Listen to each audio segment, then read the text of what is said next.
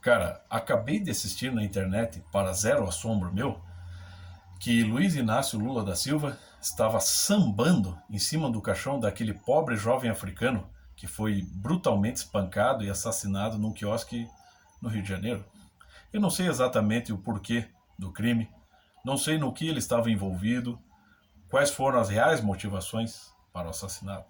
Só sei que os criminosos, né, os assassinos já estão presos, o processo está aberto e vão descobrir a verdade em breve.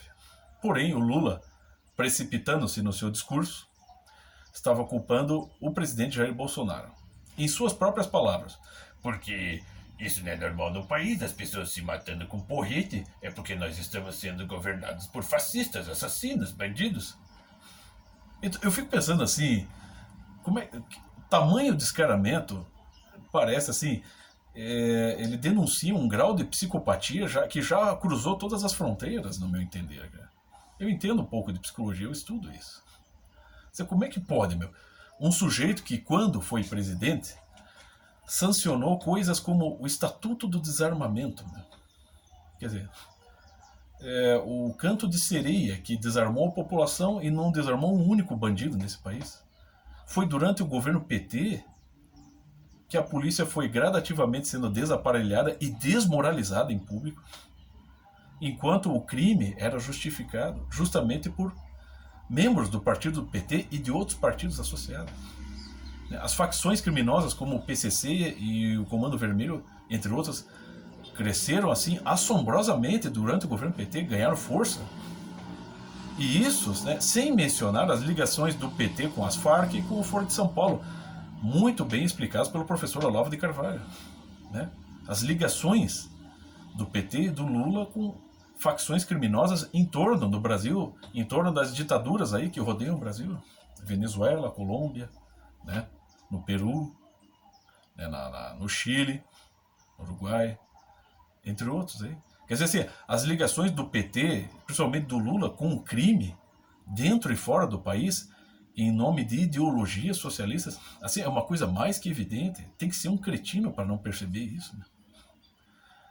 Então, o que eu fui pensando é o seguinte: vocês aí do PT, né, sei lá, parentes do Lula, ou membros do PT, ou autoridades públicas que estão sempre acompanhando, nunca ocorreu a vocês levar esse cara para um psiquiatra, sei lá, fazer uma bateria de teste, submeter o cara a uma bateria de teste, porque o grau de psicopatia dele já está cruzando as fronteiras tipo, a doença mental aí já está chegando no nível de monstruosidade, meu.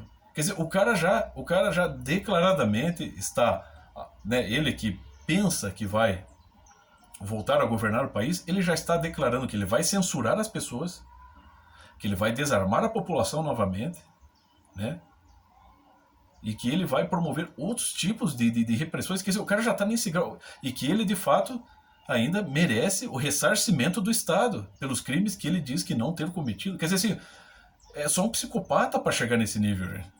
Quer dizer, o cara já, assim, ele nem esconde mais. O cara já está dizendo: eu sou um criminoso e eu vou governar vocês e vocês vão ter que me obedecer. O cara, assim, em outras palavras, é isso que ele está falando. Ele já não esconde mais o jogo. Nenhum deles mais está escondendo o jogo, das pessoas que estão favorecendo isso. E tem gente que ainda acredita que não, o Bolsonaro que é o perigo para o país. Né? É que o Bolsonaro provou que nesse país, pelo menos com todas as cagadas do Bolsonaro, pelo menos ele deixou claro que para fazer as coisas funcionarem no país, né, para combater o crime, para iniciar projetos, para finalizar projetos, para beneficiar a população, gerar empregos, né, entre outras coisas, não há necessidade de burocracia e nem muito gasto público. Então isso vai tirando o poder de muita gente. Muita gente que estava vivendo de burocracia, muita gente que estava ali, né, ganhando poder, fama e grana, né, percebiam que as coisas não podem melhorar muito. Você tem que deixá-las melhorar o mínimo possível para manter a população submissa, para manter a população, né, subordinada. Então o Bolsonaro pelo menos quebrou esse padrão e mostrou que é fácil fazerem as coisas funcionarem no Estado, né? E isso tem como resultado o enfraquecer do poder político, o poder público de muita gente aí. Muita gente começa a não só a perder a mamata, a coisa fica muito evidente, fica muito na cara, entendeu?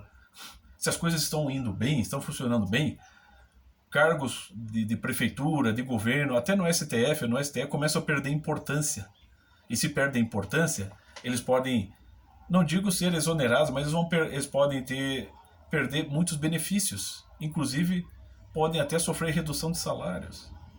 Isso fica muito claro para a população. Então, o que faz? A população está bem consciente. E qual seria o movimento, então, para tentar deter isso? Censurar as pessoas. Né? Tentar impor uma única narrativa de que o mal, o ruim, é o capitão que está agora comandando o país, e que os verdadeiros heróis, os verdadeiros justiceiros são esses que estão sendo supostamente condenados, quando na verdade são inocentes, supostamente. Entendeu? Cara, até um idiota como eu chega a essa conclusão, meu. Consegue perceber todo esse jogo, né?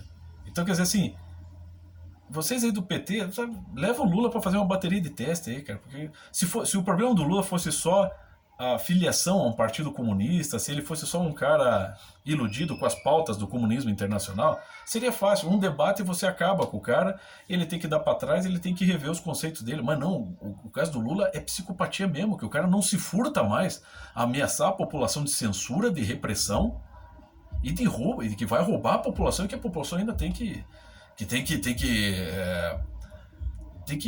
confiar nele, tem que dar os seus votos a ele, meu. Quer dizer, isso é doença mental, meu. Então tome cuidado com isso, né? Porque o troço avança. Não acredito que ele possa até chegar a ser presidente novamente, mas ele acaba incomodando muito, ele causa muito prejuízo, porque ele ainda ilude muita gente, infelizmente.